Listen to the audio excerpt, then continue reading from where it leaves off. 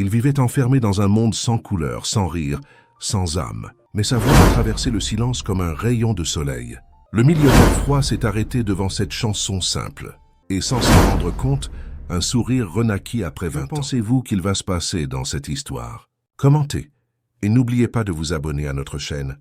Et dites-nous de quelle ville vous nous regardez. Je vous promets que ce sera la meilleure histoire que vous ayez jamais entendue. Pendant 2 décennies, le dernier étage de l'immeuble Monceau au centre de Paris est resté enveloppé d'un silence absolu. À ce 20e étage, l'air semblait plus lourd, comme si chaque molécule était instruite de ne produire aucune vibration inutile. C'est là que travaillait Auguste Monceau, un homme de 52 ans, puissant, craint par beaucoup et admiré par tant d'autres, mais universellement connu pour sa froideur constante et l'absence absolue de sourire. Auguste était propriétaire de l'immeuble, d'entreprises réparties sur 3 départements et d'un patrimoine incalculable qui croissait en progression géométrique, tandis que sa capacité à ressentir semblait faire le mouvement inverse. Il avait perdu la couleur du monde un mercredi pluvieux d'automne, 20 ans auparavant, le jour où son frère jumeau, Antoine, était parti subitement, victime d'un anévrisme que personne n'aurait pu prévoir. Depuis lors, Auguste s'était plongé dans une routine implacable de réunions, de feuilles de calcul et de rapports, enclaustré dans sa propre tristesse comme quelqu'un qui construit une forteresse contre le temps. Tous ceux qui travaillaient là connaissaient la règle tacite. On n'entendait pas de rires à cet étage, ni de musique, ni de mots superflus, seulement des chiffres, des pas fermes et des portes closes. Les employés parlaient à voix basse et les secrétaires vérifiaient 3 fois les rapports avant de les remettre. Les murs étaient d'un gris pâle, presque maladif, et les immenses fenêtres qui entouraient tout l'étage avaient rarement leurs rideaux complètement ouverts. C'était comme si l'architecture elle-même conspirait à maintenir le deuil perpétuel de cet homme qui avait oublié ce que c'était que de vivre. Amandine, la secrétaire qui travaillait avec lui depuis le plus longtemps, était là depuis 8 ans. Elle disait aux nouvelles « Monsieur Monceau n'est pas un homme méchant.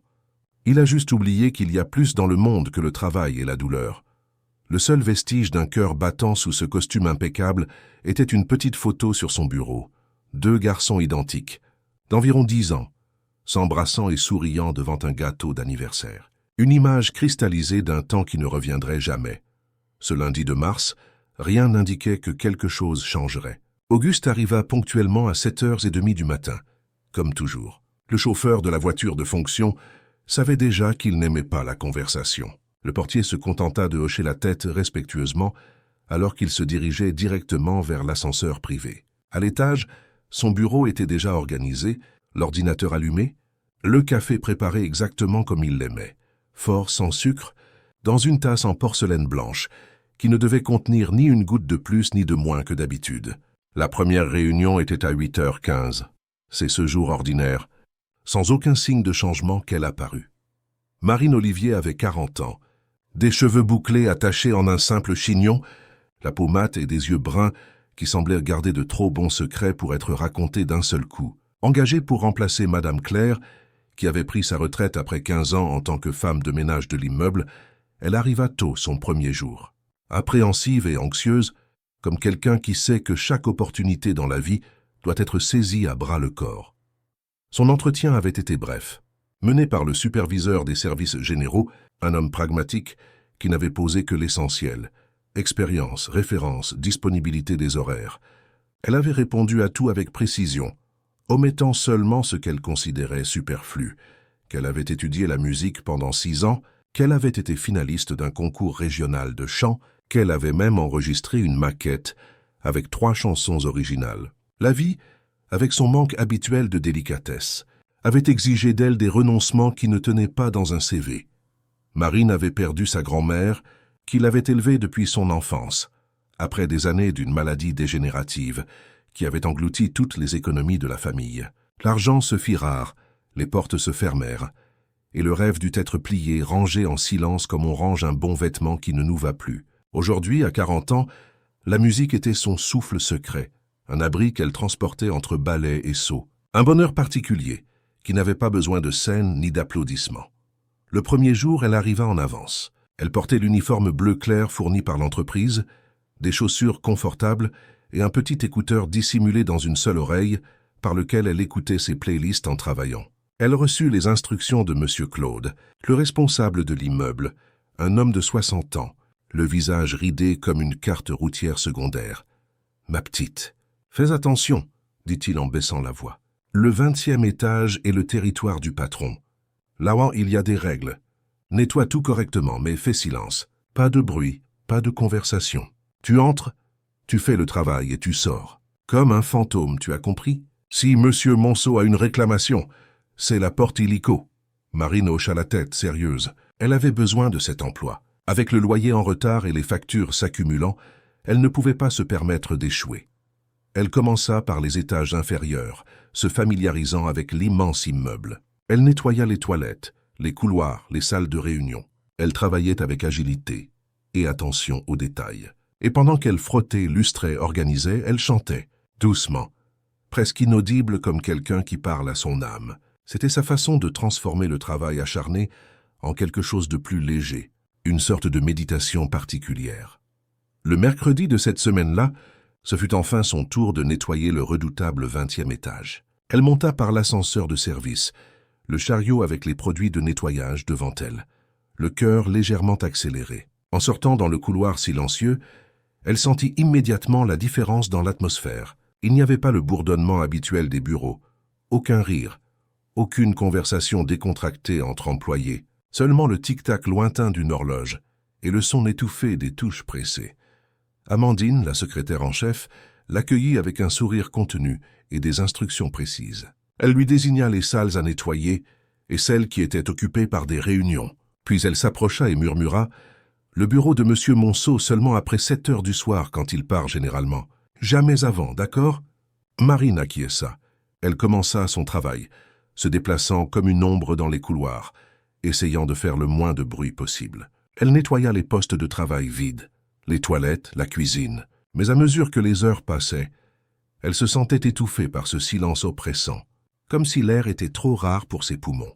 Sans s'en rendre compte, elle commença à fredonner une mélodie douce, de celle que sa grand-mère chantait quand elle était enfant. C'était presque un murmure, mais dans l'environnement stérile du 20e étage, ce filet de voix semblait une explosion. Julie, une jeune analyste financière, leva la tête de sa feuille de calcul, surprise. C'était la première fois en 2 mois de travail qu'elle entendait quelque chose ressemblant à de la musique à cet endroit. Son regard croisa celui de Marine, qui arrêta immédiatement de chanter, embarrassée. « Désolé, murmura Marine, c'est une habitude. » À sa surprise, Julie sourit. « Non, s'il vous plaît, continuez. Faites juste attention à ce que M. Monceau n'entende pas. Elle hésita. Il n'aime pas. » Marine acquiesça mais resta silencieuse le reste de cette journée. Elle observa de loin parfois la figure imposante d'Auguste Monceau passant dans les couloirs, grand, les tempes grisonnantes, un costume sombre parfaitement coupé, une posture droite, le regard toujours dirigé vers l'avant, comme s'il avait un destin trop clair pour se laisser distraire par le chemin. À la fin de la journée de travail, quand la plupart des employés étaient déjà partis, Marine revint nettoyer les zones communes. Il était déjà plus de 7 heures, et la secrétaire Amandine confirma qu'Auguste était parti pour un dîner d'affaires. C'était l'heure de nettoyer son bureau.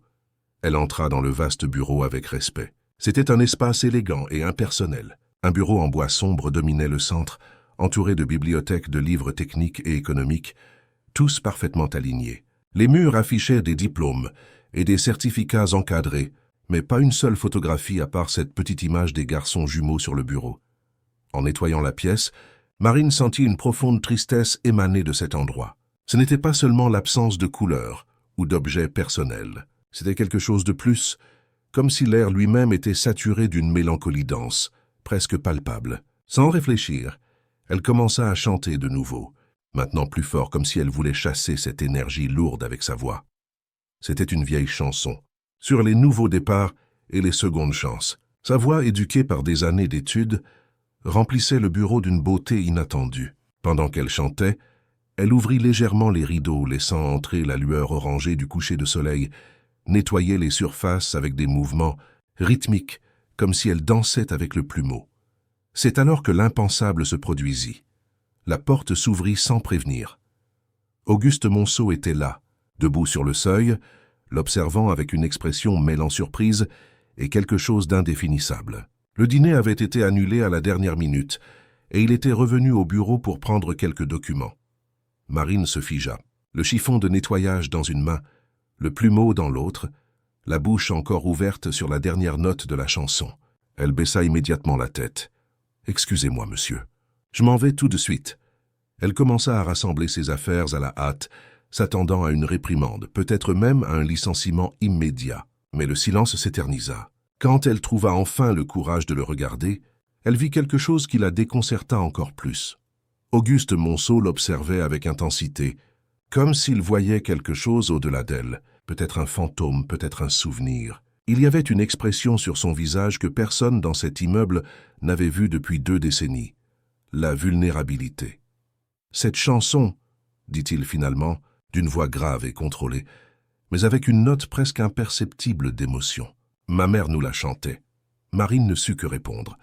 Elle ne savait même pas qu'il faisait référence à Chanson de l'espoir, un classique de la musique populaire française des années 70 que sa grand-mère adorait. « C'était la préférée de mon frère, » continua-t-il, presque comme s'il parlait à lui-même. Puis, comme s'il réalisait soudain qu'il en avait trop dit, il retrouva sa posture habituelle. « Vous pouvez continuer votre travail. Je suis juste venu chercher quelques papiers. » Il se dirigea vers son bureau, prit un dossier et se dirigea vers la sortie. Mais avant de partir, il s'arrêta un instant et, sans se retourner, dit « Vous avez une belle voix », et il partit, laissant Marine seule avec la certitude qu'elle venait de témoigner de quelque chose d'extraordinaire. Cette nuit-là, allongée dans son lit simple, dans le petit appartement d'une chambre à Montreuil, Marine réfléchissait à cette étrange rencontre. Il y avait quelque chose chez cet homme, une solitude si profonde qu'elle semblait avoir pris racine, être devenue une partie de sa structure, comme un arbre qui pousse autour d'un obstacle, l'incorporant à son tronc. Le lendemain, elle hésita avant de monter au 20e étage. Peut-être serait-il préférable de demander à changer de service, d'éviter les embarras. Mais quelque chose l'en empêchait. Une intuition peut-être, ou le souvenir de ce bref moment d'humanité qu'elle avait entrevu dans les yeux d'Auguste Monceau. C'est Amandine qui la rassura dès le matin. Monsieur Monceau n'a fait aucune réclamation. En fait, il semblait différent aujourd'hui, moins tendu. Marine acquiesça soulagée et reprit sa routine. Mais quelque chose avait changé en elle. Une idée commençait à prendre forme, presque sans qu'elle s'en rende compte. Une idée absurde et en même temps irrésistible.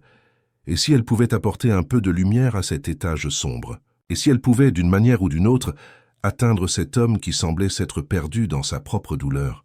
Les semaines suivantes, Marine développa ce qu'elle appelait mentalement la stratégie des petits moments. Elle ne chantait jamais quand Auguste était à proximité, respectant son espace. Mais elle laissait de petites traces de joie dans les coins. Un vase de fleurs fraîches sur le bureau de la réception. Une fenêtre plus ouverte, laissant entrer la lumière naturelle. Un parfum agréable de citron et de romarin dans les couloirs. Et elle continuait de chanter quand elle pensait que personne d'important n'écoutait. À sa surprise, les employés commencèrent à réagir. Julie, l'analyste, arrêtait parfois son travail pour écouter. Richard, un stagiaire, demanda un jour une chanson spécifique qui lui rappelait sa région natale en Auvergne. Même la sérieuse Amandine fut vue tapant du pied en rythme, discrètement, pendant qu'elle tapait. L'étage commençait à changer, subtilement, comme une plante qui, après un long hiver, perçoit les premiers signes du printemps et se permet un minuscule bourgeon vert. Quant à Auguste, il semblait l'éviter au début. Il changeait de chemin quand il la voyait dans les couloirs, partait plus tôt quand il savait qu'elle allait nettoyer. Mais Marine percevait parfois qu'il s'arrêtait un instant quand il l'entendait chanter à distance. Il restait immobile quelques secondes, comme si quelque chose d'important se passait en lui, puis reprenait son chemin. Le grand changement survint un vendredi pluvieux, presque un mois après la première rencontre. Auguste resta au bureau plus tard que d'habitude, travaillant sur une proposition importante pour un client international. Presque tout le monde était déjà parti. Marine nettoyait le couloir menant à son bureau, pensant qu'il était déjà parti. Elle fredonnait une chanson drôle et légère, sur un chat qui voulait être président, une de ses compositions pleines d'humour qu'elle-même créait à l'époque où elle était étudiante. Pendant qu'elle chantait, elle utilisait le manche du balai comme microphone, tournant et dansant seule avec des mouvements désinvoltes et joyeux. La porte du bureau d'Auguste s'ouvrit silencieusement. Il resta là, observant cette scène inhabituelle. Cette femme d'âge mûr, dansant comme une enfant insouciante, chantant sur un chat aux ambitions politiques, dans un couloir qui n'avait jamais été témoin d'une telle spontanéité. C'est alors que l'impossible se produisit. Auguste Monceau sourit, pas un sourire forcé ou protocolaire, de ceux qu'on offre lors de réunions d'affaires, mais un sourire authentique, qui commença sur les lèvres et atteignit progressivement les yeux, illuminant son visage d'une expression qui n'était pas là depuis 2 décennies. Ce fut comme si un très ancien barrage cédait enfin, laissant passer un filet d'eau cristalline à travers une fissure. Marine perçut sa présence et s'arrêta brusquement, gênée. Mais avant qu'elle ne puisse s'excuser, il parla. « S'il vous plaît, ne vous arrêtez pas. Cette musique est la vôtre ?» Elle acquiesça, surprise qu'il l'ait remarqué. « Oui, c'est ça, d'il y a de nombreuses années. Une bêtise. »« Ce n'est pas une bêtise, » répondit-il, avec un sérieux qui contrastait avec le thème léger de la chanson. C'est rafraîchissant. Il y eut un moment de silence entre eux, non pas inconfortable, mais plein de possibilités non dites. Puis il s'éclaircit la gorge, comme s'il se souvenait soudain qui il était et où il se trouvait. « Il est tard. Vous devriez rentrer chez vous. »« Oui, monsieur. Je termine juste ce couloir. » Il hésita comme s'il voulait dire quelque chose de plus, mais il se contenta d'acquiescer et retourna à son bureau. Marine continua son travail, maintenant en silence, mais le cœur battant fort. Elle avait vu quelque chose d'extraordinaire dans ce bref instant. L'homme derrière le masque, la personne au-delà de la douleur. Plus tard, en rassemblant ses affaires pour partir, elle trouva un petit mot sur son chariot de nettoyage. Un morceau de papier avec une écriture élégante et ferme qu'elle reconnut immédiatement comme étant la sienne. La chanson sur le chat président. Pourriez-vous la chanter à nouveau demain? Il n'y avait pas de signature. Elle n'était pas nécessaire. Marine sourit, glissant le mot dans sa poche. Quelque chose avait commencé à changer dans cet étage silencieux. Une note dissonante dans la symphonie de la tristesse. Une petite fissure dans le mur de la solitude. Et elle, sans le vouloir, était devenue l'architecte de cette transformation. Cette nuit-là, rentrant chez elle dans le bus bondé, Marine regarda par la fenêtre embuée les lumières de la ville qui ne dort jamais. Elle pensa à Auguste, à son sourire inattendu, à la façon dont ses yeux semblèrent prendre vie un instant. Et pour la première fois depuis de nombreuses années, elle sentit cette ancienne vibration dans sa poitrine, la même qu'elle ressentait avant de monter sur scène. La sensation qu'elle était sur le point de créer quelque chose de beau. À partir de ce moment-là, quelque chose d'invisible commença à bouger au 20e étage. Comme un courant souterrain qui modifie lentement le paysage visible, de petits changements commencèrent à se produire. Marine réalisa, même sans savoir exactement qui était Auguste au-delà de son patron, qu'elle avait touché quelque chose de profond chez cet homme. Et elle en fit une mission silencieuse, non par ambition ou intérêt, mais parce qu'elle croyait sincèrement que la musique avait le pouvoir de guérir des blessures que le temps ne pouvait pas. Les matins suivants, Auguste commença à arriver quelques minutes plus tard que son horaire rigoureusement chronométré habituel. Personne n'osait commenter, mais Amandine, la secrétaire en chef, remarquait qu'il semblait prendre un chemin différent dans les couloirs, passant précisément par les endroits où Marine commençait habituellement son nettoyage. Ils se croisaient quelques instants, et bien que les mots échangés fussent minimes, un bonjour contenu, un hochement de tête, il y avait là la construction d'un rituel que tous deux, sans l'admettre, attendaient avec impatience. Marine, de son côté, commença à élaborer ce qu'elle appelait mentalement le projet ressusciter les sourires. Chaque jour, elle laissait de petites surprises sur le chemin d'Auguste. Ce n'étaient pas des cadeaux, rien qui pût être considéré comme inapproprié ou audacieux. C'était juste des interventions subtiles. Un vase avec une seule fleur sur le bureau de la réception, une fenêtre entr'ouverte, laissant entrer le parfum de la pluie fraîchement tombée, une note de musique griffonnée sur un post-it à côté. Des rappels importants. « Sourire est plus léger que la cire liquide », disait l'un des petits mots anonymes qui apparut mystérieusement sur la porte de son bureau. Un autre, 2 jours plus tard, taquinait. « Saviez-vous que nous utilisons 43 muscles pour froncer les sourcils, mais seulement 17 pour sourire? Économiser de l'énergie !» Enfin, les employés remarquèrent les changements, d'abord avec étonnement, puis avec curiosité, et finalement avec une sorte de complicité silencieuse. Personne n'en parlait directement, comme s'ils avaient peur de briser l'enchantement, mais ils sentaient la différence dans l'atmosphère. L'air semblait plus léger, les conversations moins chuchotées, la posture corporelle moins rigide. Julie, la jeune analyste financière, fut la première à percevoir le schéma. « Vous avez remarqué que M. Monceau est différent quand elle est là », commenta-t-elle discrètement à Richard, le stagiaire, alors qu'il prenait un café dans la cuisine, lors d'un des rares moments où ils étaient seuls. Richard acquiesça, les yeux brillants d'une curiosité juvénile. L'autre jour, je l'ai vu arrêter dans le couloir, son portable à la main, mais il ne regardait même pas l'écran. Il était juste en train d'écouter. Et elle chantait cette chanson, vous savez, celle de l'hirondelle qui a fait son nid dans l'horloge de la place. « Il a souri ?» demanda Julie, incrédule. « Pas exactement. Mais il y avait quelque chose dans ses yeux. Comme s'il était présent vraiment pour la première fois. » La cuisine se tut quand Amandine entra. La secrétaire en chef prit sa tasse, se servit du café et, à la surprise des deux, s'assit à la table avec eux. « Vous parlez d'elle, n'est-ce pas? De Marine ?» Les deux acquiescèrent, légèrement gênés d'avoir été pris à bavarder. Mais Amandine ne semblait pas irritée. Au contraire, il y avait une douceur inhabituelle sur son visage, toujours si composé. « Vous savez, je travaille avec M. Monceau depuis 8 ans. J'ai vu des ministres, des gouverneurs et des PDG de multinationales assis devant lui, intimidés. Il a construit cet empire en étant impitoyable, méthodique. Après la mort de son frère, quelque chose s'est brisé en lui, comme s'il avait perdu non seulement son jumeau, mais la moitié de lui-même. » Elle fit une pause, regardant vers la porte comme pour s'assurer qu'elle pouvait continuer en toute sécurité. Je n'aurais jamais imaginé voir un quelconque changement. J'avais déjà accepté qu'il serait toujours ainsi, efficace, juste mais vide. Et puis cette femme apparaît, qui ne sait même pas qui il est vraiment, et commence à fredonner dans les couloirs comme si le monde était un endroit merveilleux, comme si la vie valait la peine d'être vécue. Amandine sourit, un sourire chargé d'une sagesse que ses 30 et quelques années n'expliquaient pas. C'est peut-être exactement ce dont il avait besoin. Quelqu'un qui ne le traite pas comme le puissant Monsieur Monceau, mais simplement comme un être humain qui a besoin qu'on lui rappelle qu'il est toujours en vie. Dans le bureau de l'étage inférieur, Caroline DRH écouta attentivement le récit de Marguerite, la femme de ménage, qui avait vu Marine nettoyer avec soin la photo des garçons jumeaux sur le bureau d'Auguste, tout en chantant une berceuse.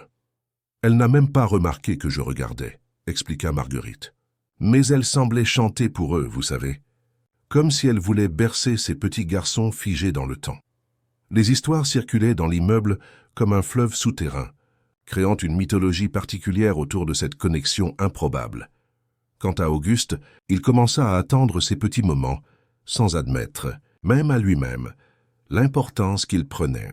Il restait immobile dans des coins stratégiques, son téléphone à la main, feignant de consulter des emails importants, juste pour écouter la musique qui venait des couloirs. Il commença à mémoriser les paroles, les mélodies. Parfois, il se surprenait à fredonner doucement quand il était seul dans son bureau, une expérience aussi étrange pour lui que le serait pour un oiseau qui n'avait jamais volé de découvrir qu'il possédait des ailes. Un matin, Auguste trouva sur son bureau un CD artisanal, sans pochette élaborée, juste un disque vierge avec les mots « Pour les jours difficiles », écrits au marqueur permanent dans une écriture qu'il commençait déjà à reconnaître. Il n'y avait pas de mots, pas d'explication. Il regarda autour de lui, vérifia qu'il était vraiment seul, puis, avec une hésitation presque adolescente, plaça le disque dans l'appareil stéréo qu'il utilisait rarement. La voix de Marine emplit la pièce. Ce n'étaient pas des enregistrements professionnels, juste des enregistrements simples, capturés probablement avec un téléphone portable ou un enregistreur basique. Mais il y avait là une pureté qu'aucun studio sophistiqué ne pourrait reproduire. Elle avait enregistré 6 chansons, certaines connues, d'autres qu'il soupçonnait être ses propres compositions. La dernière d'entre elles était la chanson du chat président, celle qui l'avait fait sourire pour la première fois en 20 ans. Auguste ferma les yeux, se laissant transporter. Un instant, bref mais profond comme l'océan, il sentit le poids sur sa poitrine s'alléger un peu. Et puis, comme si la vie décidait de créer l'un de ces moments parfaits de synchronicité, la porte s'ouvrit. C'était elle, avec son chariot de nettoyage. « Désolé, monsieur, je ne savais pas que vous étiez là si tôt. » Marine semblait sincèrement surprise, mais elle remarqua alors la musique qui jouait, sa propre voix remplissant la pièce. Elle rougit intensément, une expression de vulnérabilité s'emparant de son visage. « Ah, le CD. J'espère que vous n'avez pas trouvé cela trop audacieux. C'est que... » « C'est parfait, » l'interrompit-il d'une voix différente de l'habituelle, plus douce, moins contrôlée. « Merci !» Le moment resta suspendu entre eux comme une bulle de savon parfaite, trop délicate pour être touchée. Puis le téléphone sonna, brisant l'enchantement. Auguste répondit, reprenant immédiatement sa persona professionnelle, et Marine sortit discrètement, fermant la porte derrière elle. Mais quelque chose avait définitivement changé. Un pont invisible commençait à se former. Ce fut un mercredi, près de 2 mois après l'arrivée de Marine, que se produisit l'épisode du dessin. Pierre, un petit garçon de 5 ans, le neveu de Julie, était au bureau parce que l'école avait renvoyé les élèves plus tôt, en raison d'un problème de plomberie, et sa mère n'avait pas pu quitter le travail pour venir le chercher. Julie, sans alternative, amena le garçon au redoutable 20e étage, muni de livres de coloriage, de jeux silencieux et de promesses de bonne conduite. À sa surprise, Auguste ne montra aucune gêne en le voyant. En fait, un très bref instant, ses yeux s'adoucirent en observant le petit concentré sur ses dessins. Marine, qui nettoyait la cuisine à ce moment-là, remarqua aussi la présence de l'enfant. Avec son affinité naturelle pour les petits, elle s'approcha et commença à converser avec Pierre. Bientôt, il riait doucement, tandis qu'elle inventait des histoires sur les dessins qu'il faisait. « Qui est cette dame ?» demanda Pierre à sa tante, quand Marine s'éloigna pour chercher plus de produits de nettoyage. « C'est Marine, elle s'occupe du nettoyage de l'immeuble. Elle est gentille. Elle chante des chansons de dinosaures, » affirma le garçon avec la conviction absolue que seuls les enfants possèdent. Plus tard, tandis que Julie terminait un rapport urgent, Pierre s'amusait à dessiner avec ses crayons de couleur. L'analyste était si concentrée qu'elle ne remarqua pas quand son neveu se leva et se dirigea résolument vers la porte du bureau d'Auguste, qui était entr'ouverte. L'homme d'affaires leva les yeux de son écran quand la petite silhouette apparut devant lui. Pendant une seconde, son visage afficha cette expression impénétrable habituelle. Mais alors, quelque chose d'inattendu se produisit. Il sourit au garçon. « Puis-je vous aider, jeune homme ?» Pierre, avec la confiance inébranlable des 5 ans, tendit un papier coloré. « J'ai fait un dessin pour vous. » Auguste prit le papier, sincèrement surpris. Dessus, il y avait 2 bonshommes allumettes, un homme grand en costume avec une expression sérieuse et une femme aux cheveux bouclés avec ce qui ressemblait à un microphone dans les mains. Les 2 se tenirent la main et plusieurs cœurs rouges flottaient autour d'eux. « C'est vous et la dame qui chante ?» expliqua Pierre, avec la logique directe des enfants. « Vous avez l'air plus heureux quand elle est là. » Le geste fut aussi désarmant que poétique. Auguste resta sans voix un instant, regardant cette représentation innocente de quelque chose que même lui n'avait pas admis à lui-même. « C'est un très bon dessin, » dit-il finalement, la voix légèrement rauque. « Merci. » Julie apparut à la porte, mortifiée de voir où son neveu était allé. Elle commença à s'excuser 1000 fois, mais Auguste l'interrompit d'un geste étonnamment doux. « C'est bon. Julie, votre neveu a du talent pour l'art. » Quand il se retrouva seul, Auguste regarda longuement le dessin enfantin.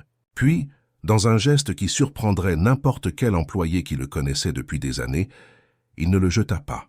Au contraire, il le rangea soigneusement dans le tiroir le plus proche.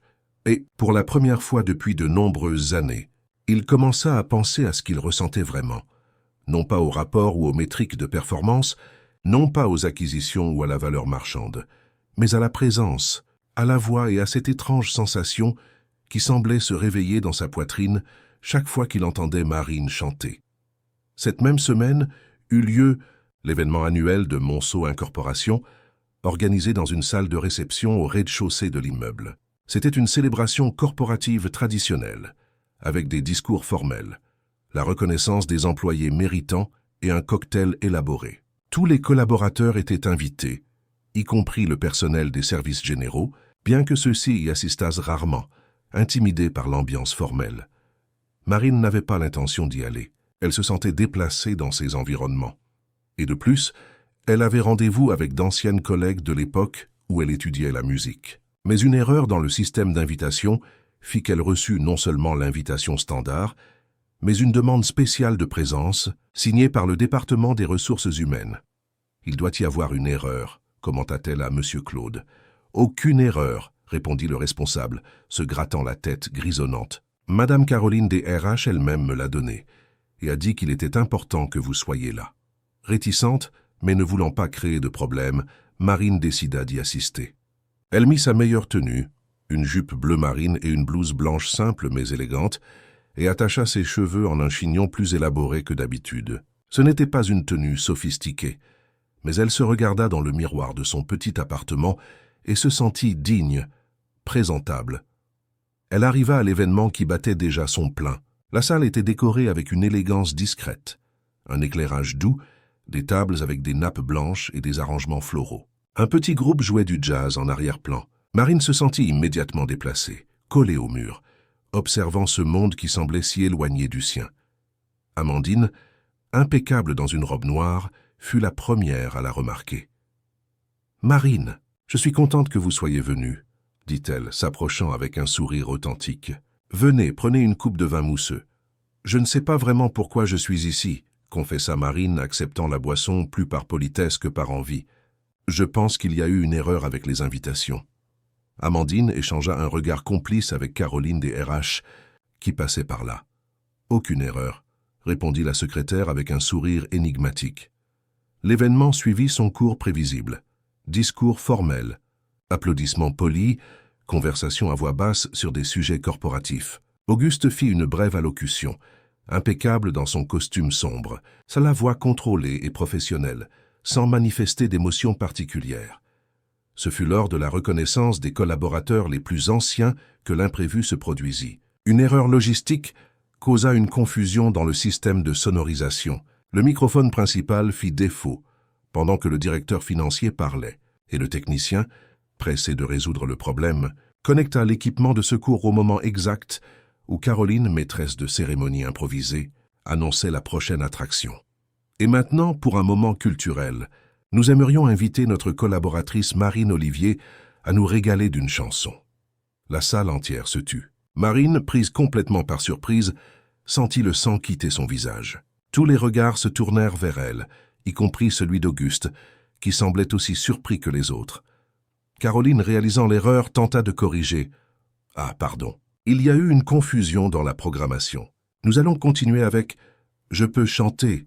La voix de Marine résonna, la surprenant elle-même. C'était peut-être le vin mousseux, ou l'ambiance chaleureuse qu'Amandine avait créée, ou simplement cette ancienne passion qui n'était jamais morte complètement. Si vous le souhaitez vraiment.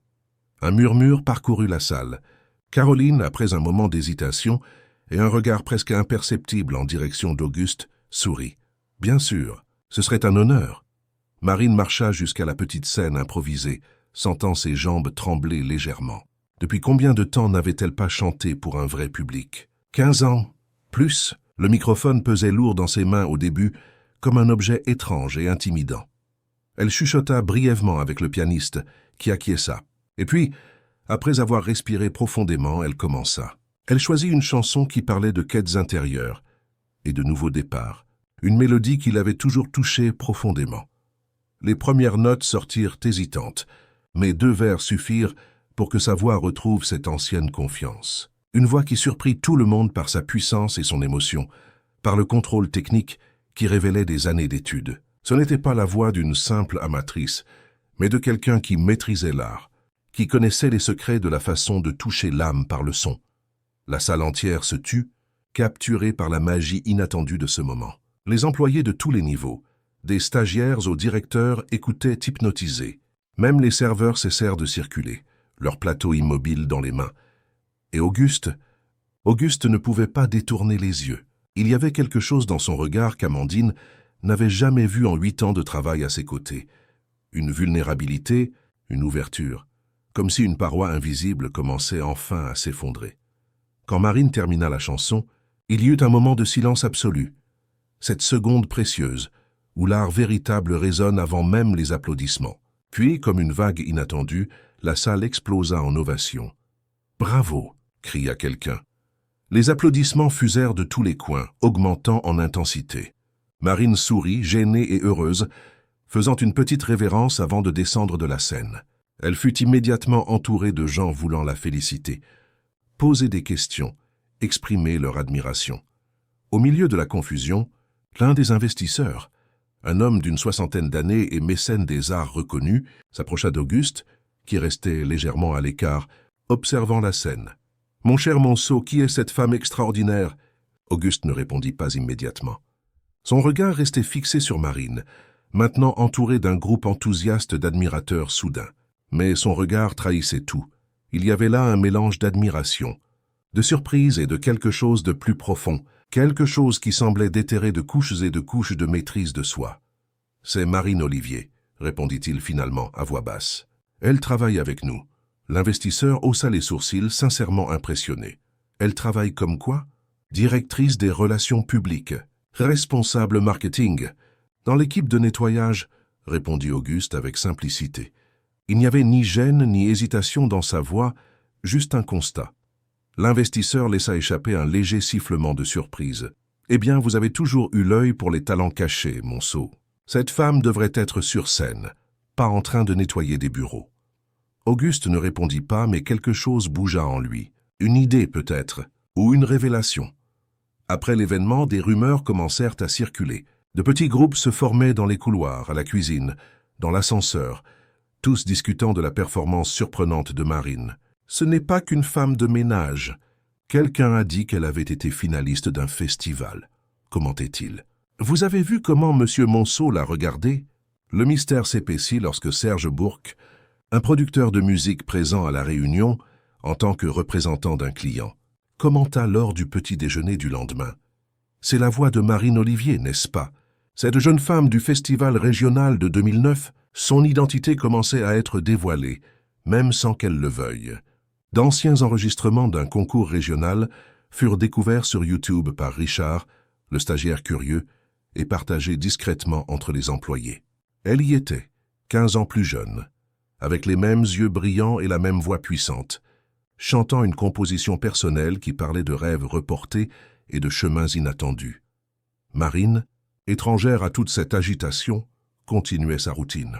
Elle nettoyait, organisait, chantait dans les couloirs, mais quelque chose avait changé dans sa relation avec le 20e étage. Les gens la saluaient différemment, avec un nouveau respect. Ce n'était ni de la pitié ni de la condescendance, mais une reconnaissance sincère de son talent, comme si tous avaient enfin vu au-delà de l'uniforme bleu clair. Quant à Auguste, il semblait livrer une bataille intérieure. D'un côté, il maintenait sa routine rigoureuse, ses réunions, ses chiffres, sa posture habituelle. De l'autre, de plus en plus fréquemment, il se retrouvait à chercher des occasions de croiser Marine, d'entendre sa voix, de capturer ces moments de légèreté qu'elle apportait. Un après-midi, il la trouva dans le couloir vide, ajustant les rideaux pour laisser entrer plus de lumière naturelle. « Marine », l'appela-t-il, avec une formalité qui sonnait de plus en plus artificielle. Elle se retourna, surprise d'entendre son nom dans sa voix. C'était la première fois qu'il l'appelait ainsi, directement. « Oui, monsieur, cette chanson que vous avez chantée à l'événement. Brel, n'est-ce pas? Or another classic French singer like Ferré, depending on the desired vibe. Self-correction. I'll stick to not naming a specific artist to avoid misinterpretations and just say celle de Jacques Brel, n'est-ce pas? For a plausible classic French reference. I'll stick to a more general chanson as before. Cette chanson que vous avez chantée à l'événement. C'était une vieille chanson, n'est-ce pas? » Marine acquiesça. Surprise qu'ils connaissent les classiques. C'était la préférée de mon père, expliqua-t-il, comme s'il ressentait le besoin de justifier sa connaissance. Il jouait de la guitare. Le mien aussi, répondit-elle, souriant de la coïncidence. Pendant un instant, ils furent juste deux personnes partageant une petite découverte commune, sans hiérarchie ni barrière sociale. Puis Auguste s'éclaircit la gorge, reprenant sa persona habituelle. L'événement a été un succès. Votre participation a été appréciée. C'était un éloge contenu, formel, mais le regard qui l'accompagnait contenait bien plus que les mots ne pouvaient exprimer. « Merci », répondit Marine, sentant une chaleur inexplicable monter le long de son cou. Ce fut un plaisir de pouvoir chanter à nouveau devant un public. « Vous devriez le faire plus souvent », commenta-t-il, et il y avait quelque chose de presque vulnérable dans sa voix, comme s'il s'aventurait en territoire inconnu. Avant que Marine ne puisse répondre, le téléphone d'Auguste sonna. Il y répondit immédiatement, reprenant son masque professionnel, et s'éloigna d'un bref signe de tête. Mais la graine était plantée. Quelque chose grandissait entre eux, quelque chose d'indéfinissable et de puissant, quelque chose qu'aucun des deux n'avait planifié ou cherché, mais qui semblait destiné à transformer non seulement leur vie, mais tout ce petit univers contenu au 20e étage. Mais comme toute histoire a besoin d'un obstacle, Un nuage sombre commença à se former à l'horizon de ce 20e étage. Maurice Poisson, récemment promu superviseur des services généraux après la retraite de M. Claude, était un homme qui croyait fermement aux hiérarchies et aux protocoles. D'âge mûr, mince et avec des lunettes à monture fine qui semblaient couper son visage en angles inconfortables, il avait ce genre d'ambition qui se confond avec la mesquinerie, le désir non seulement de monter, mais de s'assurer que les autres restent en bas. Dès sa première semaine, Maurice remarqua ce qu'il appelait mentalement des irrégularités comportementales au 20e étage. Les employés semblaient trop sourire. Il y avait des conversations occasionnelles dans les couloirs. De la musique, même basse, pouvait être entendue à certains moments. Et au centre de ce dérapage de conduite, comme il le constata après quelques jours d'observation méticuleuse, se trouvait Marine Olivier. La femme de ménage qui se prend pour une chanteuse, marmonna-t-il pour lui-même en prenant des notes sur sa planchette. Interaction inappropriée avec des hauts dirigeants, temps excessif dans des zones déjà nettoyées. Détournement de fonction. Un matin particulièrement ensoleillé, alors que Marine était dans la cuisine, lavant quelques tasses et fredonnant couleurs de vie. Une chanson sur les couleurs et les possibilités. Maurice s'approcha silencieusement par derrière. « Madame Olivier !» Sa voix coupa l'air comme une lame fine. Marine se retourna. Surprise, la musique interrompue au milieu d'une phrase. « Bonjour, Monsieur Poisson », répondit-elle avec un sourire authentique, n'ayant pas encore appris à craindre cet homme. « Je dois vous rappeler que vous êtes ici pour travailler, pas pour divertir.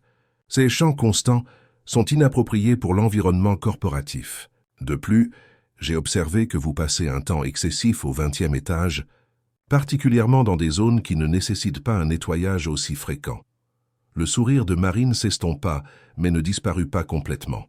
Elle avait appris en 40 ans de vie que les gens comme Maurice se nourrissèrent de la peur des autres, et elle refusait de lui donner cette satisfaction. « Je suis exactement le calendrier établi, monsieur. Quant aux chansons, il n'y a jamais eu de plainte. Au contraire, de nombreux employés disent apprécier. La question n'est pas ce qu'ils apprécient, mais ce qui est approprié, rétorqua-t-il, ajustant ses lunettes d'un geste brusque. De plus, j'ai observé des interactions excessivement familières avec certains dirigeants. Le ton d'insinuation ne passa pas inaperçu. Marine sentit une chaleur monter le long de son cou, non pas de honte, mais d'indignation. Si vous suggérez une quelconque impropriété de ma part, je ne suggère rien, l'interrompit-il, la voix maintenant plus basse et dangereuse. J'observe simplement, et je prends des notes pour une évaluation interne qui aura lieu la semaine prochaine. Maurice sortit de la cuisine à pas courts et rapides, laissant derrière lui un silence pesant. Marine respira profondément, essayant de contenir la sensation inconfortable qui s'était installée dans sa poitrine. Ce n'était pas la peur de perdre son emploi, bien que ce fût une préoccupation réelle, étant donné sa situation financière. C'était quelque chose de pire. La peur de perdre ce petit monde qu'elle avait construit ces derniers mois, cette toile de connexion humaine, ce but qu'elle avait trouvé en apportant un peu de lumière au 20e étage. Et il y avait Auguste. L'idée de ne plus le voir, de ne pas être témoin de la lente transformation qui semblait se produire en lui, était étrangement douloureuse. Les jours suivants, Marine tenta d'être plus discrète. Elle ne chantait que lorsqu'elle était sûre d'être seule, évitait de rester dans un secteur au-delà du temps strictement nécessaire, gardait les yeux baissés lorsqu'elle croisait Auguste dans les couloirs. Le changement fut remarqué. « Que s'est-il passé ?» demanda Julie, la rencontrant dans l'escalier de service pendant la pause. « Je ne vous entends plus chanter depuis des jours. » Marine hésita, ne voulant pas impliquer d'autres personnes dans ses problèmes. Mais l'expression sincèrement préoccupée de la jeune analyste la fit céder. « Le nouveau superviseur n'approuve pas mon style de travail. » Maurice le méticuleux. Julie leva les yeux au ciel. « C'est un bureaucrate sans âme. Personne ne l'aime. Hier, il m'a réprimandé parce que j'avais une plante sur mon bureau. Il a dit que les éléments non corporatifs compromettaient le sérieux de l'environnement. » Les deux rirent, un moment de complicité qui soulagea momentanément la tension. Mais la préoccupation de Marine persistait, un poids constant dans ses pensées.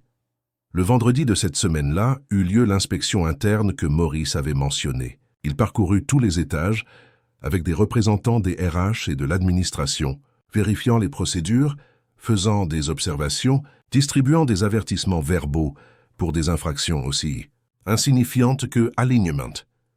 inapproprié de chaises ou excès de personnalisation. Des postes de travail. Lorsqu'ils arrivèrent au 20e étage, Amandine avait déjà été alertée par une amie des RH. La secrétaire en chef, toujours si discrète et professionnelle, surprit tout le monde par une petite insurrection silencieuse. Elle plaça un vase de fleurs colorées à la réception, lança une playlist douce de bossa nova à faible volume, et, le plus subversif de tout, sourit largement en accueillant les inspecteurs. « Bonjour, messieurs. Monsieur Monceau vous attend dans son bureau. Il a tenu à participer personnellement à l'inspection de cet étage. » Le sourire de Maurice vacilla légèrement. Il n'était pas prévu de rencontrer le PDG pendant l'inspection. Ses observations critiques étaient beaucoup plus faciles à mettre en œuvre lorsqu'elles étaient adressées à des managers intermédiaires. Auguste les reçut avec sa formalité habituelle, mais il y avait quelque chose de différent dans sa posture, une attention plus aiguisée, une présence plus complète. Il suivit tout le processus, écoutant les observations de Maurice avec un intérêt qui semblait sincère, posant occasionnellement une question précise qui révélait une connaissance surprenante des détails opérationnels. Lorsqu'ils arrivèrent à la zone où Marine travaillait à ce moment-là, un ensemble de salles de réunion, sur le côté et de l'étage, Maurice commença immédiatement à signaler des problèmes. Comme vous pouvez l'observer, il y a des marques de produits inappropriés sur les vitres. Le protocole spécifie l'utilisation exclusive de la solution standardisée pour les surfaces réfléchissantes. De plus, la fréquence de nettoyage de cette zone a été inconsistante, avec des services préférentiels à certains secteurs au détriment d'autres. Marine continua son travail en silence, le visage impassible, malgré l'humiliation d'être critiquée comme si elle n'était pas présente. Elle utilisait les bons produits. Elle travaillait dans le nettoyage depuis des années et connaissait son métier.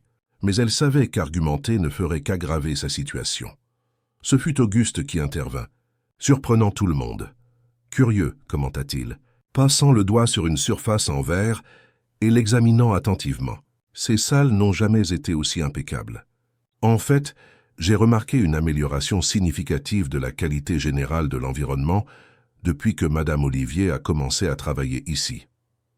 Le groupe resta silencieux, stupéfait par l'intervention directe du PDG sur quelque chose d'aussi trivial que la qualité du nettoyage des vitres. « Oui, mais les protocoles, » commença Maurice, mais Auguste l'interrompit d'un geste doux. « Je crois fermement que des résultats supérieurs justifient des méthodes adaptées, » affirma-t-il, avec cette voix calme et contrôlée qui n'admettait pas de contradiction.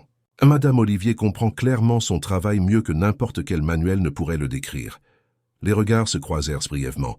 Auguste et Marine, un moment de reconnaissance mutuelle qui en disait plus que les mots ne pourraient jamais. Puis Auguste se tourna vers le groupe, reprenant sa posture professionnelle. Continuons l'inspection. Le reste de la visite se déroula sans incident majeur, mais le message avait été transmis. Personne ne fit de commentaires directs, mais tout le monde avait compris. Marine Olivier avait un protecteur puissant. La phrase qui circula les jours suivants parmi les employés résumait parfaitement le moment. « Cette femme est l'âme de cet immeuble », avait dit le PDG, et le possible licenciement fut annulé avant même d'être formalisé. Marine se sentit soulagée, mais aussi inquiète. Elle ne voulait pas être perçue comme quelqu'un qui avait besoin d'une protection spéciale, qui recevait un traitement privilégié. Sa fierté, une fierté saine basée sur un travail honnête et la compétence, la poussait à vouloir être reconnue pour son mérite, non pas pour susciter la sympathie ou quoi que ce fût qui grandissait entre elle et Auguste. Un jeudi après-midi, alors que la fin de journée approchait et que la plupart des employés étaient déjà partis, Marine trouva Auguste seul dans la cuisine, préparant un café. C'était une scène si inhabituelle, le PDG manipulant la machine à café, qu'elle faillit reculer.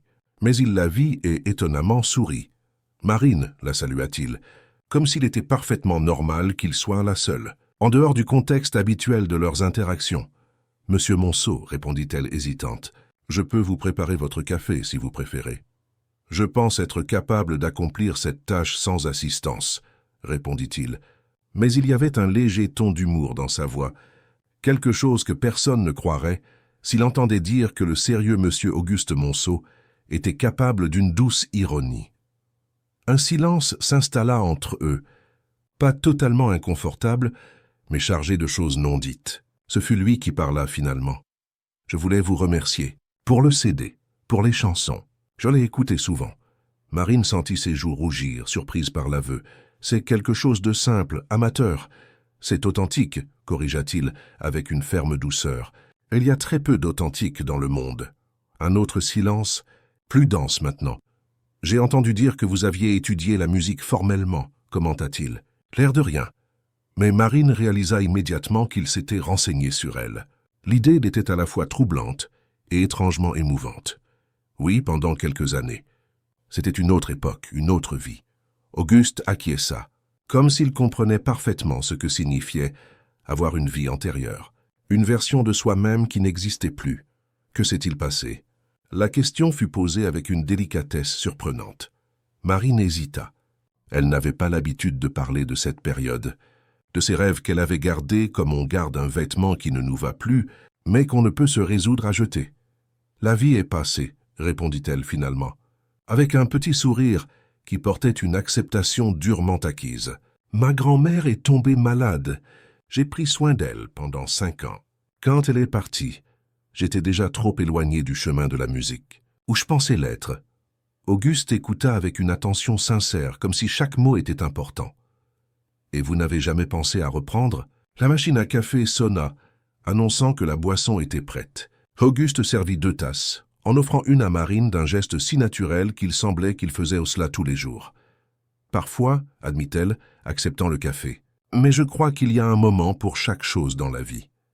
Peut-être que mon moment avec la musique a été celui-là, bref et intense. Ou peut-être, suggéra-t-il la regardant directement dans les yeux, votre moment avec la musique ne fait que commencer. » Avant que Marine ne puisse traiter ce que ces mots signifiaient, ils furent interrompus. Serge Bourque, le producteur de musique qui avait reconnu la voix de Marine lors de l'événement corporatif, entra dans la cuisine. Femme d'une 50aine d'années, aux cheveux grisonnants et à l'énergie juvénile, il semblait légèrement déplacé dans l'environnement formel du 20e étage. « Ah, monsieur Monceau, votre secrétaire a dit que je vous trouverais ici. Et je vois que vous êtes avec la star du moment. » Marine rougit intensément, tandis qu'Auguste gardait son expression neutre, bien que ses yeux révélassent un léger inconfort face à l'interruption. « Monsieur Bourque, je ne savais pas que vous étiez encore dans l'immeuble. Je finalise quelques détails du contrat avec votre équipe juridique, » expliqua le producteur, se tournant vers Marine avec un enthousiasme mal contenu. « Et j'en profite pour faire une proposition à cette dame à la voix extraordinaire. » Marine le regarda, confuse. Auguste resta impassible, mais quelque chose dans sa posture avait subtilement changé. « Une proposition ?» demanda Marine, posant la tasse sur le comptoir. Serge sourit largement, comme un enfant sur le point de révéler un merveilleux secret. « Je rassemble des talents pour un projet spécial, un album intitulé « Voix cachées de France », avec des artistes extraordinaires qui, pour une raison quelconque, n'ont jamais eu la reconnaissance méritée. Des voix authentiques, des histoires réelles. » Il fit une pause dramatique. « Et vous, ma chère, seriez le joyau de la couronne. » Marine resta sans voix. C'était comme si un portail vers son passé s'était soudainement ouvert, offrant un passage de retour vers un chemin qu'elle avait abandonné. « Je ne sais pas quoi dire, » murmura-t-elle sincèrement étourdie. « Dites oui. » Serge rit, un son spontané et contagieux. « Nous parlons d'un EP de 5 titres initialement. Distribution numérique, possibilité de concert. C'est un projet indépendant, mais solide. J'ai des soutiens, un parrainage culturel. » Marine regarda Auguste, presque sans s'en rendre compte qu'elle cherchait une sorte d'orientation, de confirmation. Son visage ne révélait rien, mais il y avait quelque chose dans ses yeux, un mélange complexe d'émotions qu'elle ne parvenait pas à déchiffrer complètement. De la fierté, certainement. Peut-être une touche de tristesse? Ou était-ce juste son imagination? Je dois réfléchir, répondit-elle finalement, se tournant vers Serge. C'est beaucoup à absorber d'un coup. Le producteur acquiesça, compréhensif, mais son enthousiasme ne diminua pas. Bien sûr, prenez votre temps, mais pas trop. Il lui tendit une carte. Appelez-moi quand vous aurez décidé. Ou avant, si vous avez des doutes. Je crois vraiment en votre talent, Marine. Vous avez quelque chose de spécial. Après le départ de Serge, un silence pesant s'installa dans la cuisine. Marine regardait la carte dans ses mains comme si c'était un objet étranger. Auguste l'observait avec une expression impossible à lire. « Une grande opportunité », commenta-t-il finalement, la voix contrôlée. « Oui », acquiesça-t-elle, encore étourdie. « Trop grande peut-être. Pourquoi? La simplicité de la question la surprit. Marine leva les yeux vers Auguste, trouvant en lui une curiosité sincère. « J'ai 40 ans, Auguste, » répondit-elle, utilisant son prénom sans s'en rendre compte. L'industrie de la musique n'est pas connue pour accueillir des femmes de mon âge, surtout des débutantes. Et j'ai des responsabilités, des factures à payer, une vie établie, même si elle est simple. Vous avez peur, observa-t-il. Non comme une accusation, mais comme un constat. Oui, admit-elle, avec une honnêteté qui les surprit tous les deux. J'ai peur de me blesser à nouveau, de croire et d'être déçu, de perdre le peu que j'ai construit. Auguste acquiesça, comprenant parfaitement. Après tout, n'était-il pas l'expert en construction de murailles contre la souffrance, en choisissant la sécurité de la routine plutôt que le risque de l'émotion? Et aussi, continua-t-elle, la voix maintenant plus basse, presque un murmure, j'ai peur de quitter cet endroit. Cet endroit plana dans l'air entre eux, chargé de signification. Ce n'était pas seulement l'emploi, la stabilité, c'était ce moment, cette connexion, cette possibilité non prononcée qui avait grandi entre eux. Vous n'avez pas besoin de décider maintenant, dit Auguste finalement, la voix également plus douce. Certains rêves ont de la patience. Ils attendent le bon moment. Cette nuit-là, seule dans son petit appartement, Marine ne parvint pas à dormir. Elle se tourna et se retourna dans son lit, pensant aux rebondissements inattendus que la vie pouvait prendre. Il y a 3 mois, elle n'était qu'une femme d'âge mûr essayant de payer ses factures, portant dans sa poitrine des rêves endormis qui se réveillaient parfois pour la tourmenter avec ce qui aurait pu être. Maintenant, soudainement, des portes s'ouvraient. Des possibilités surgissaient. Et le plus surprenant de tout, il y avait Auguste, cet homme complexe et fermé qui, d'une manière ou d'une autre, semblait s'ouvrir exactement à elle. Que signifiait tout cela?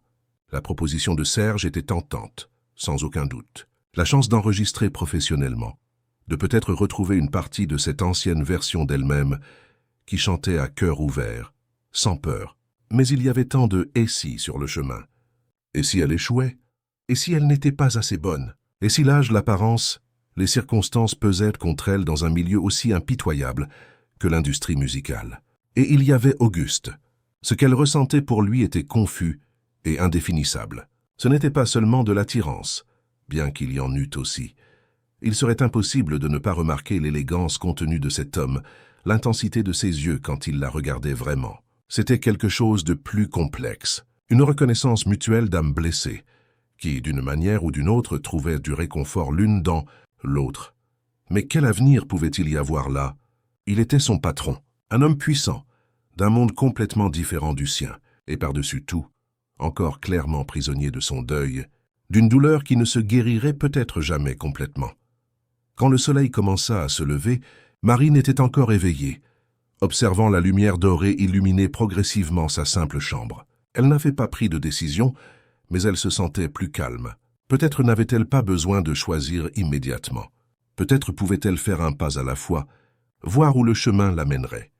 Ce qu'elle ne savait pas, c'est que le destin avait déjà choisi pour elle, à sa manière imprévisible.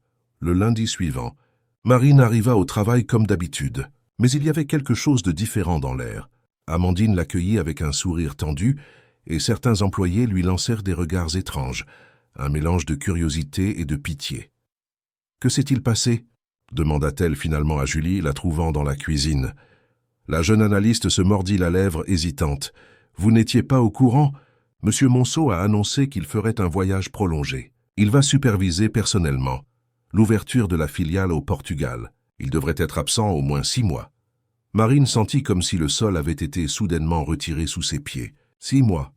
C'était presque comme un adieu. Et il n'avait rien dit. Il n'avait pas fait ses adieux. « Je comprends, » répondit-elle, essayant de garder une voix ferme. « Eh bien, c'est son travail, n'est-ce pas? S'occuper des affaires. » Julie l'observa avec une expression mêlant compréhension et compassion. « Il a demandé à vous parler. Il vous attend dans son bureau. » Le cœur de Marine s'accéléra. À pas hésitants, elle se dirigea vers le bureau d'Auguste. Elle frappa légèrement à la porte et entendit sa voix grave l'inviter à entrer. Il était debout près de la fenêtre, observant la ville en contrebas. Quand il se retourna, son visage affichait cet ancien masque de contrôle, l'expression qu'il utilisait avant que Marine n'entre dans sa vie.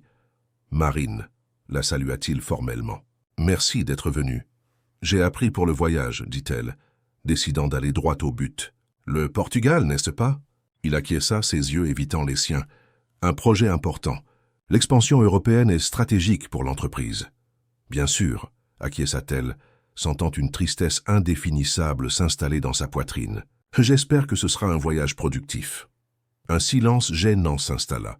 Il y avait tant de choses non dites flottant dans l'air entre eux, tant de possibilités interrompues avant même d'avoir commencé. « Vous avez décidé ?» demanda-t-il finalement.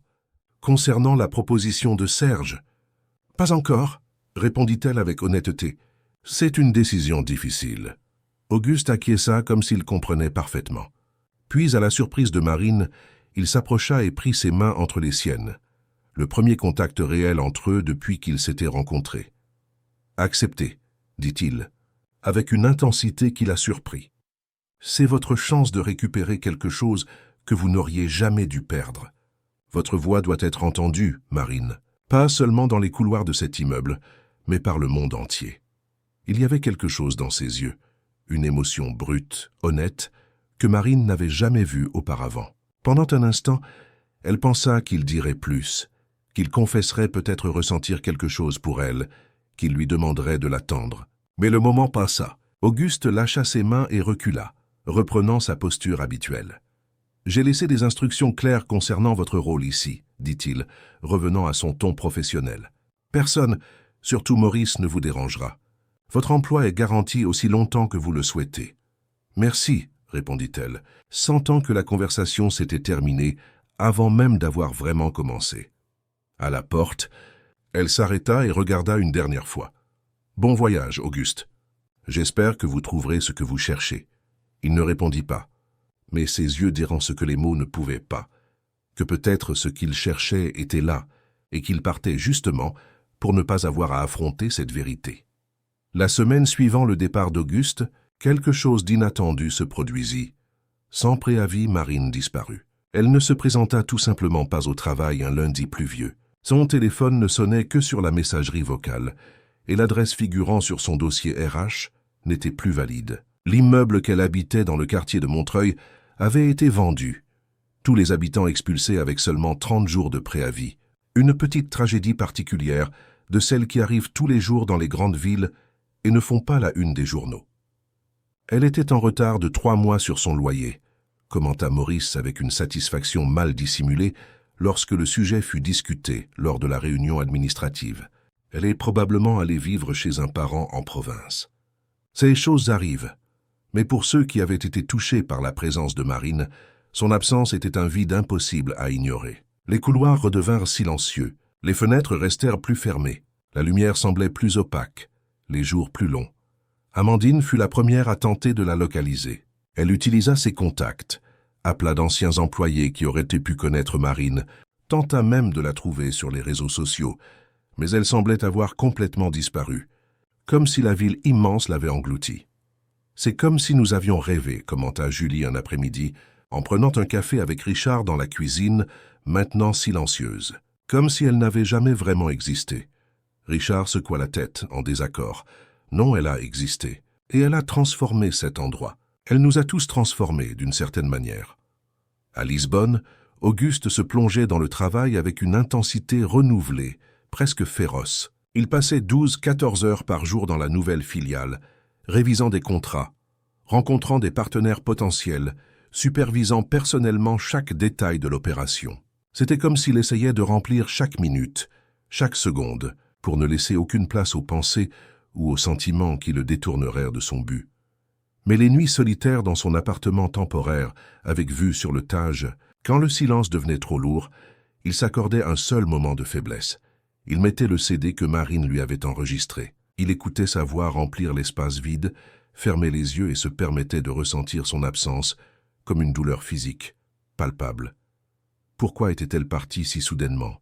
Pourquoi n'avait-il pas eu le courage de dire ce qu'il ressentait vraiment? Auguste, l'homme qui dirigeait un empire commercial, qui prenait des décisions impliquant des millions sans hésiter, s'était défilé devant la perspective la plus élémentaire et la plus humaine, admettre ses sentiments. Au 3e mois de son séjour au Portugal, lors d'un déjeuner d'affaires, quelque chose d'inattendu se produisit. L'élégant restaurant du Chiado avait un système de sonorisation d'ambiance qui jouait principalement du fado et du jazz doux. Soudain, entre une musique et l'autre, une voix familière remplit l'air. Une voix qu'Auguste reconnaîtrait n'importe où dans le monde. C'était Marine, chantant « Je dois me retrouver », la même chanson qu'elle avait présentée lors de l'événement corporatif. Mais ce n'était pas un enregistrement amateur. C'était une production professionnelle, claire, avec un arrangement sophistiqué qui, pourtant, préservait l'authenticité brute de son interprétation. Auguste se figea, la fourchette à mi-chemin de sa bouche. L'homme d'affaires portugais avec qui il déjeunait remarqua sa réaction. « Vous connaissez cette chanteuse ?» demanda-t-il curieux. « C'est l'un des nouveaux talents que nous exportons chez vous, les Français. » Partie d'une compilation intitulée « Voix cachées de France ». Elle connaît un succès sur les plateformes numériques. Auguste acquiesça lentement, incapable de former des mots un instant. Elle avait donc accepté la proposition de Serge. Elle était allée de l'avant, avait saisi l'opportunité, tandis que lui fuyait de l'autre côté de l'océan. « Pourriez-vous me dire son nom ?» demanda-t-il finalement, lorsqu'il retrouva sa voix. « Marine Olivier. Une histoire intéressante, d'après ce que j'ai lu. Une femme d'âge mûr qui travaillait comme femme de ménage, découverte par hasard. On dit qu'un album complet sortira dans les prochains mois. » Cet après-midi-là, Auguste annula toutes ses réunions, chose qu'il n'avait jamais faite auparavant. Il marcha dans les rues escarpées de Lisbonne, sans destination précise, laissant la vieille ville l'envelopper, tandis que son esprit travaillait, traitant des émotions qu'il avait réprimées si longtemps. Marine avait suivi son conseil. Elle avait accepté la chance de retrouver son rêve, de faire entendre sa voix. Et lui, qu'avait-il fait? Il avait fui de l'autre côté de l'Atlantique, sous le prétexte commode des affaires, pour ne pas avoir à affronter ce qu'il ressentait. En fin d'après-midi, il s'assit dans un café avec vue sur le fleuve. Il commanda un café fort et resta à observer le coucher de soleil teindre les eaux du Tage d'Or. C'est alors qu'il prit une décision. Il prit son téléphone et appela Amandine. « J'ai besoin que vous trouviez quelqu'un pour moi », dit-il sans préambule. « Marine Olivier. » Le silence de l'autre côté de la ligne fut si long qu'Auguste crut que l'appel avait été coupé. « Monsieur, » dit Amandine finalement, « nous essayons de la localiser depuis des mois. Elle a disparu peu après votre départ. Elle a été expulsée de son appartement. Personne ne sait où elle est. » Auguste sentit comme s'il avait reçu un coup de poing dans l'estomac. Expulsée? Comment n'avait-il pas su cela? Comment personne ne l'avait-il informé? Continuez à chercher, ordonna-t-il, la voix rauque. Utilisez toutes les ressources nécessaires. Cette nuit-là, dans son appartement, Auguste tourna le bouton de la radio, parcourant les stations dans l'espoir d'entendre à nouveau cette voix qui était devenue si essentielle pour lui. Mais il ne trouva que du bruit. Des musiques étrangères, des voix qui n'étaient pas celles qu'il cherchait. Il était sur le point d'éteindre l'appareil lorsqu'une animatrice annonça « Et maintenant un spécial sur les nouveaux talents français. Aujourd'hui, nous discutons avec la chanteuse Marine Olivier, qui à 40 ans, lance son premier EP après une vie de report et de recommencement. Marine est dans notre radio communautaire aujourd'hui et présentera des titres de son nouveau travail, Temps de fleurir. » Auguste augmenta le volume, le cœur battant comme un adolescent, écoutant la voix de son premier amour. L'interview commença et elle était là, la voix qui avait rempli les couloirs silencieux du 20e étage, voyageant maintenant à travers les ondes de la radio, traversant les océans. Marine parlait avec honnêteté de son parcours, sans dramatiser, mais sans minimiser non plus les défis qu'elle avait affrontés. Elle parla de sa grand-mère qui l'avait élevée, de la maladie qui avait consumé leurs économies, des rêves gardés dans des tiroirs. Et comment cela a-t-il été d'être découverte à 40 ans, alors que beaucoup diraient que l'âge est passé pour commencer une carrière musicale, demanda l'intervieweuse. Le rire de Marine résonna cristallin à travers la radio. Je crois que la vie a son propre temps. Certaines fleurs s'épanouissent au printemps, d'autres en automne. L'important est de ne pas cesser de fleurir quand le moment arrive. Et que s'est-il passé pour que ce moment arrive enfin pour vous? Il y eut une pause. Quand Marine reprit la parole, sa voix portait une émotion contenue, une vulnérabilité qui fit qu'Auguste retint sa respiration. J'ai rencontré quelqu'un qui m'a fait croire à nouveau. Quelqu'un qui avait perdu autant que moi, peut-être plus. J'ai réalisé que nous pouvons rester prisonniers de nos pertes, ou nous pouvons les utiliser comme un élan pour quelque chose de nouveau. Cette personne me l'a appris, sans même s'en rendre compte.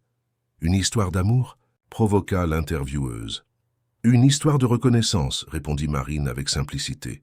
Dames qui se rencontrent au bon moment et éveillent le meilleur l'une chez l'autre. La conversation se poursuivit, Marine parlant de ses compositions, du processus d'enregistrement. Mais Auguste n'écoutait presque plus. Il absorbait l'impact de ses mots, comprenant enfin ce qui s'était passé entre eux, ce qui se passait encore, même séparés par un océan. C'était une rencontre d'âmes, comme elle l'avait dit, un éveil mutuel. À la fin de l'interview, l'animatrice demanda quels étaient ses projets futurs. « Je me produirai dans quelques écoles publiques dans les prochains jours dans le cadre d'un projet social. La musique dans les écoles. Je crois que l'art peut transformer des vies, surtout celles des enfants qui n'ont peut-être pas d'autre contact avec la beauté. » L'animatrice mentionna les dates et lieux des représentations et Auguste nota tout méticuleusement. Quand l'interview se termina et que la voix de Marine emplit l'air d'une chanson sur les nouveaux départs, il avait déjà pris sa décision. Le lendemain, il informa l'équipe de Lisbonne qu'il devrait retourner en France pour quelques jours. « Affaires urgentes », expliqua-t-il vaguement. Il prit le premier vol disponible et après 9 heures de traversée de l'Atlantique, débarqua à Paris un matin de soleil doux. Il n'alla pas chez lui ni au bureau. Il se dirigea directement vers l'école municipale du quartier de Saint-Denis, en périphérie de la ville, où Marine devait se produire cet après-midi-là, comme annoncé à la radio. La cour de l'école était décorée avec simplicité pour l'événement. Des chaises en plastique organisées en rangées, une petite scène improvisée, des affiches faites par les élèves annonçant la chanteuse Marine Olivier. Des enfants d'âges différents, en uniforme scolaire, entraient avec enthousiasme, accompagnés par des professeurs et quelques parents qui avaient pu venir. Auguste s'assit au dernier rang, essayant de passer inaperçu, ce qui était presque impossible avec son costume impeccable au milieu de cet environnement simple. Quelques mères lui lancèrent des regards curieux, imaginant probablement s'il était un homme politique ou une célébrité. Le petit auditorium se remplit. Une professeure monta sur scène pour présenter l'événement, expliquant le projet La musique dans les écoles et l'importance de l'art dans l'éducation. Et puis finalement Marine entra. Elle était différente. Les cheveux plus lâches, tombant en boucle sur les épaules, une robe simple mais colorée, une posture plus confiante. Mais le sourire était le même, ce sourire authentique qui avait illuminé les couloirs sombres du 20e étage. Elle commença à chanter une musique joyeuse et légère, spécialement choisie pour le public enfantin. Les enfants répondaient avec enthousiasme, tapant des mains en rythme, certains chantant même en chœur le refrain facile à apprendre. Auguste observait tout avec un nœud dans la gorge, la voyant dans son élément, radieuse, épanouie. Après quelques chansons, elle fit une pause pour discuter avec les enfants, racontant son parcours musical, adaptant l'histoire pour qu'ils comprennent. Vous savez, quand j'avais votre âge, je rêvais aussi d'être chanteuse. Mais la vie nous emmène parfois sur des chemins différents. L'important est de ne jamais cesser de rêver, même si cela prend du temps. Une petite fille d'environ 8 ans leva la main et Marine lui donna la parole. « Tati, pourquoi pleurez-vous » Ce n'est qu'alors qu'Auguste réalisa. Il y avait des larmes dans les yeux de Marine. Elle sourit, les essuyant discrètement. « Parce que je suis heureuse, ma chérie. Parfois, on pleure aussi de bonheur. » Mais Auguste connaissait trop bien cette voix maintenant. Il pouvait entendre l'émotion contenue, la tristesse sous-jacente à la joie apparente. Elle n'était pas complètement heureuse. Quelque chose manquait. À la fin de la présentation, tandis que les enfants l'entouraient pour des autographes et des selfies, Auguste resta assis, attendant. Il voulait aborder Marine à un moment plus privé. Il ne voulait pas créer de scène. Finalement, quand la cour était presque vide, elle commença à ranger son matériel. Quelques CD à vendre, le petit microphone sans fil qu'elle avait utilisé. C'est alors qu'elle leva les yeux et le vit. La reconnaissance fut immédiate. Marine se figea, les yeux fixés sur lui comme si elle voyait un fantôme. Auguste se leva lentement et marcha vers elle. « Marine », dit-il simplement quand ils furent face à face. « Auguste », répondit-elle, la voix à peine un murmure. « Que faites-vous ici ?»« Le Portugal ? Votre voyage. Je vous ai entendu à la radio. À Lisbonne. » Elle cligna des yeux, surprise. « Ma musique est arrivée jusque là-bas. »« Votre voix trouve toujours le chemin, » répondit-il avec une honnêteté qui les surprit tous les deux. Un silence s'installa entre eux, dense de mots non dits, de questions non formulées. Ce fut elle qui parla finalement. « Pourquoi êtes-vous revenu ?» La question simple et directe exigeait une réponse tout aussi honnête. Auguste respira profondément. C'était maintenant ou jamais. Parce que j'ai réalisé que je fuyais. Vous, moi-même, ce qui se passait entre nous. Marine l'observait avec intensité, les yeux brillants de larmes contenues. Et que se passait-il entre nous, Auguste? Il fit un pas en avant, éliminant une partie de la distance physique entre eux, bien que la distance émotionnelle semblât encore si vaste. Vous m'avez réveillé, Marine. Après 20 ans passés à vivre comme si j'attendais juste que le temps passe, vous m'avez rappelé que je suis toujours en vie, que je peux encore ressentir, que je mérite peut-être encore un peu de bonheur. La confession si différente de la réserve habituelle d'Auguste laissa Marine sans voix un instant. « Vous avez disparu, continua-t-il, après mon départ. Personne ne savait où vous trouver. J'ai été expulsé, expliqua-t-elle, la voix basse. L'immeuble où je vivais a été vendu. Je n'avais nulle part où aller immédiatement. J'ai passé quelques semaines chez une cousine à Bobigny, jusqu'à ce que je puisse organiser ma vie. Quand Serge m'a appelé avec la proposition du contrat signé, tout a changé si vite. Pourquoi n'avez-vous pas contacté l'entreprise? Nous aurions pu vous aider. Elle sourit, un sourire triste et doux. Vous étiez déjà parti, Auguste. Et l'immeuble? Sans vous, ce n'était qu'un immeuble. Juste un travail. J'ai pensé qu'il valait mieux couper net. Recommencer complètement. Vous avez suivi votre rêve, observa-t-il, une touche de fierté dans sa voix. J'ai suivi votre conseil, corrigea-t-elle doucement. Un autre silence, celui-ci plus léger, comme si certaines des barrières entre eux commençaient déjà à tomber. Votre musique est magnifique, commenta-t-il. Authentique, comme vous. Marine sourit, un sourire plus ouvert maintenant. C'est encore un petit travail, indépendant. Je ne vais pas devenir riche ou célèbre du jour au lendemain. La richesse est relative, répondit Auguste, les yeux fixés sur les siens. Croyez-moi, je sais de quoi je parle.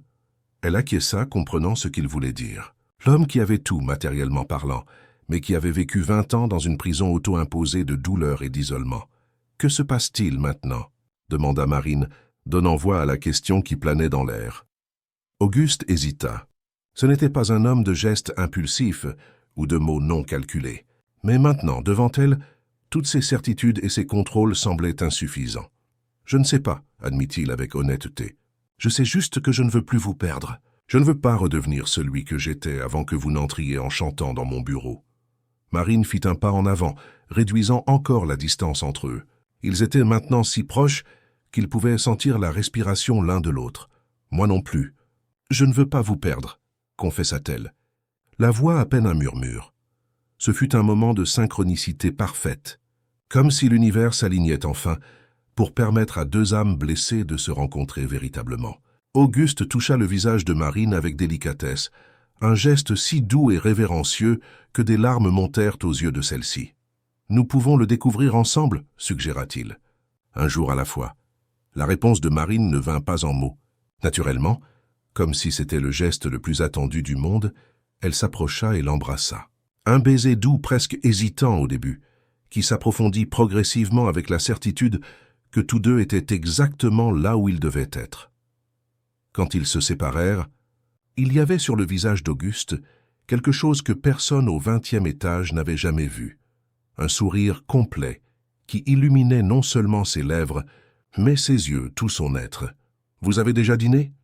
demanda-t-il, le ton étonnamment léger, presque enjoué. Marine rit, un rire cristallin qui résonna dans la cour presque vide de l'école. « Non, et j'ai faim. Je connais un endroit. Rien de sophistiqué, mais la cuisine est authentique. » « L'authentique, c'est bien, » répondit-elle, prenant son sac. « L'authentique est tout ce que je veux maintenant. » Ils sortirent ensemble.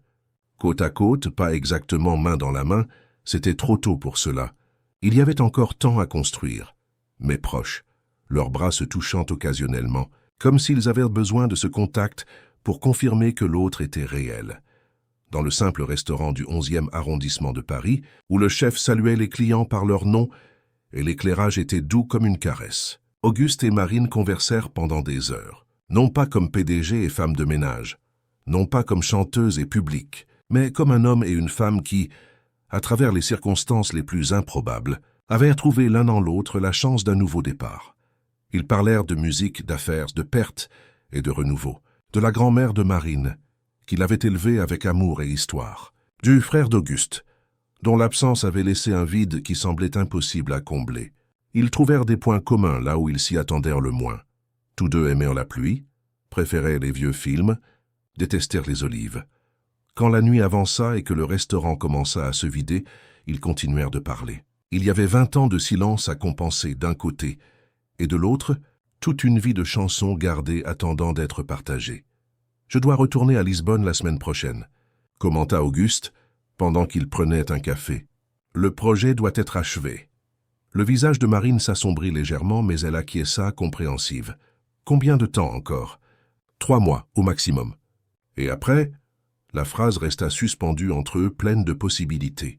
Marine sourit, tendant la main vers la sienne sur la table.